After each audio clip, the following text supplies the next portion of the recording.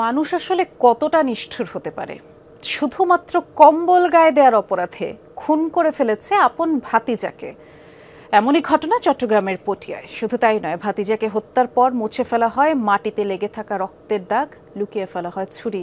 তবু ওই পাষণ্ড চাচা আর বাঁচতে পারেনি। গ্রেফতার হয়েছে পুলিশের বিশেষায়িত ইউনিট সিআইডির হাতে।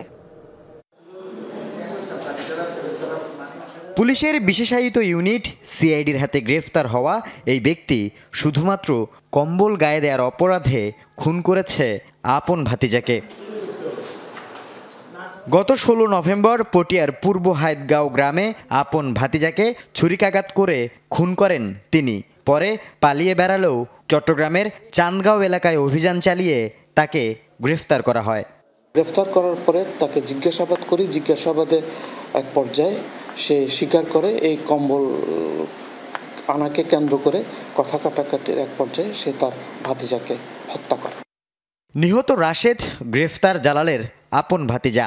শীত পড়তে শুরু করায় চাচা জালালের কম্বলটা বাসায় এনে রাখেন, যা দেখে ক্ষিপ্ত হয়ে ভাতিজার সাথে তর্কে জড়িয়ে পড়ে চাচা।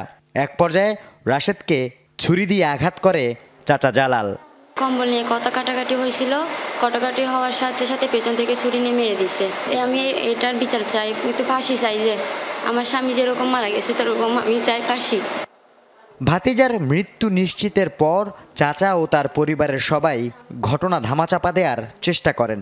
লুকিয়ে ফেলে ছুরি, মুছে ফেলে রক্তের দাগ, তবু হয়নি শেষ রক্ষা। সব ব্লাড মানি এখানে পড়ে গেছে। মুছে ফেলছে, মাটি সহ 1.5 ইঞ্চি মতো দেখতেছি এখান থেকে হাতুড়ে দিয়ে খুঁড়ে ফেলছে। রক্তগুলো ওনার দাদা পরিষ্কার করে ছুরি ডায়ের মধ্যে রেখে দিছে। বলাতে পুলিশ যখন গেছে ছুরি কোথায় খুঁজতেছে, ছুরি পায় না।